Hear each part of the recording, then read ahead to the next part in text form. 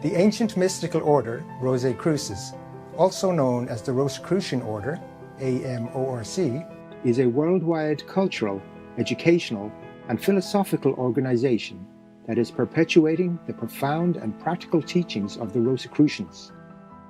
These teachings, as passed down and added to over the centuries, from ancient Egypt to Europe and now all over the world, pertain to the mysteries of the universe, nature, and humans themselves.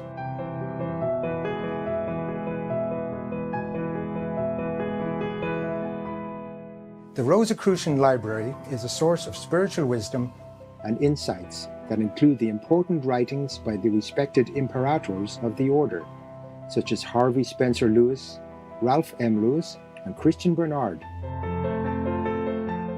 Today, we are privileged to present excerpts from Ralph M. Lewis's book titled The Sanctuary of Self, which guides us on the discovery and analysis of self and describes the mystical state of consciousness in detail. We now continue to read the chapter Cosmic Consciousness from Ralph M. Lewis's book The Sanctuary of Self, which was published in 1981. The Sufis recognize substance or matter as an actuality. It is the outer or physical, material world. It is an attribute of the great unity. It is not, as some schools of mysticism and of philosophy affirm, an illusion, a product merely of man's receptor senses. It is and includes actual substances. Things are as they seem to be. All matter is a negative aspect of this one great unity. The positive aspect or attribute is invisible. It is a higher world, a world which man experiences within himself, the world of soul or spiritual inclination. We, mankind, so the Sufis claim, are an objectification of God, the material form of God, his consciousness clothed in substance. God is necessary to us. No one will dispute that, but the Sufist goes beyond that.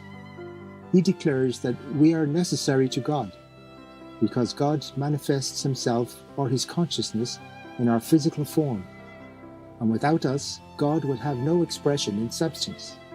The method of attainment of mystical consciousness, as advocated by the Sufis, is really a trilogy. That is, it consists of 3 experiences. A. The realization of self, that man must truly be aware of the individuality of consciousness, that he is, and also that all other things are, that he has not an independent existence, but rather an independent expression, and that is self. B. The realization of God, not an absolute knowledge of God. Not that man's conscience can so embrace him as to comprehend God, and thus know all things, and thus be God, but rather that he have a personal inner conviction when alone by himself, and without lip tribute to religion, dogma, or creed, that a God does exist. C. The realization of the absolute, that is, that it does exist. That there is a unity, that God, self, and substance are, the one flowing into the other, and yet each has its purpose and its place, and man must be able to realize a distinction between them. This triune attainment comes as the result of the disciple following a path. The path is termed Tariqa. It consists of several stages or steps. After all, it is not strange that it is stated that one must pursue a path or a course for attainment, for even our various Christian sects expound a path which one must follow to attain salvation, or to enter the kingdom of God. The Sufi, however, is not required to await an eventual reward for the labor and efforts put forth in pursuing this path. There are progressive rewards which he earns as he attains each stage. Some of these are charity, enduring patience, trust in God, humility, and peace profound. To many of the other Oriental mystics, the sum total of all mystical experience was ecstasy. A sublime pleasure, a harmony of all sensations of which the human consciousness is capable. This ecstasy was a momentary absorption of self into the cosmic, an afflatus of the soul. All sense of time and space were gone. In fact, the supreme ecstasy meant not even to be aware of the self as we ordinarily think of self. There was no consciousness of one's personality, one's character, one's identity, or such finite things as name, weight, or race. Consequently, it was with reluctance that the Oriental mystics returned to the world. They physically experienced being, that is, they were part of all things, and all things were of them and in them, and yet they were nothing in particular, and nothing had any particulars. To the true mystic, however, physical existence and mortal existence are not something to be cast aside in favor of a permanent absorption into the cosmic. In fact, the true mystic realizes that the soul can never be so free that it can be absorbed permanently into the cosmic before death. Until death, then, the mystic may only hope and be happy in the opportunity for mere glimpses of the cosmic. Meister Eckhart, great medieval mystic, stated that an object and an image are bound in one.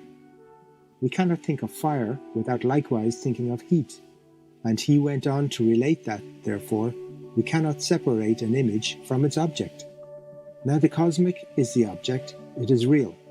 Conversely, the physical or material world is the image. It is a reflection of the object or the cosmic. We know that a poor mirror distorts an image, and so too, our objective consciousness often reflects an image or picture of the whole cosmos that is not a true one. It may be very incomplete, very imperfect. The mystic consciousness, however, to which we should resort periodically, reveals a true image of existence. The true mystic, then, uses his illumination, the result of his mystical experiences, to fashion life, his mortal existence after the cosmic.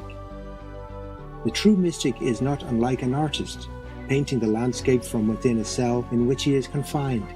Over the window of the cell there hangs a shade, and occasional breezes fluttering it permit glimpses of the great sunlit beauty of a landscape without. After each glimpse, the artist imparts his experience of what he has seen to the canvas before him in the cell, and after many glimpses and much labour, the canvas gradually partakes of the realism and splendour of nature. Finally, when looking upon the canvas, he experiences that same rapture which he did when peering out of the window as the shade permitted. Therefore, the Rosicrucian mystic, the modern mystic, makes his world include all of the cosmic virtues and values which he has been able to glean in an understanding of his mystical experience. The cosmic is the object, the world is the image, and the mystic makes that image conform as closely as possible to the object. He interprets his experiences of cosmic consciousness in terms of constructive, creative, humanitarian enterprises here on Earth. The mystical consciousness, therefore, in function, should result in an integrating of the so-called spiritual and material worlds. It should make it possible for man to create more fully in his limited, objective world.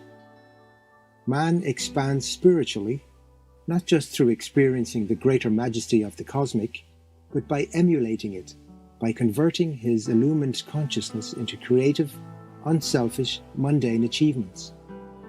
The mystic, therefore, as part of his technique, needs not to lose his touch with other mortals in the material world. He must train himself objectively. He must become proficient in some trade, art, or science. These are the tools by which he shapes his mastery of life when he has the cosmic illumination by which to set for himself a particular objective. A mystic should and can be capable of executing some plan in the business, scientific, or art worlds that will win the respect of his fellow workers and associates, just as easily as he can turn his consciousness inward and experience the majesty of the cosmic. It is only their ignorance that causes some to conceive a mystic as inept to confront the mundane realities of the day. It is an insult to the powers which the mystic has developed within himself to believe him helpless, inarticulate in worldly surroundings, and that he should therefore hide himself away to some mountain retreat to escape life's realities. This false conception, which is too generally held, purports to make a mystic a failure where other men succeed. If you would know a mystic, do not confine your search for him to monasteries and temples, but look for him also on the highways and byways, in towns and hamlets, and in the hustle and bustle of the great cosmopolitan centres of the world. When you find a man who is industrious, studious, compassionate, loved by his friends and neighbours, tolerant in his religious views, and who can point out to you the magnificence and efficacy of God in the simplest of things, you have found a mystic. With these qualities, whether he be attired in a sacerdotal robe or in the overalls of a mechanic, he is nonetheless a mystic. We have not meant to imply in all the foregoing that there is but one specific fixed technique which everyone must use to attain a mystic consciousness. There are those who will read these chapters who have found more responsive methods. Eventually, each individual acquires intimate personal ways and means which afford him a greater facility for reaching the sublime state of attunement.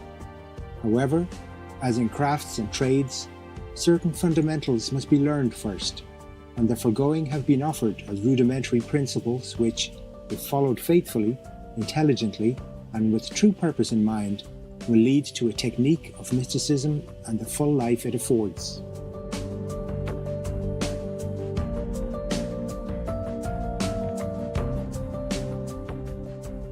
Open-minded viewers, we appreciate your kind presence on today's episode, Cosmic Consciousness, from the Rosicrucian Order's The Sanctuary of Self, Part 2 of 2, on Words of Wisdom.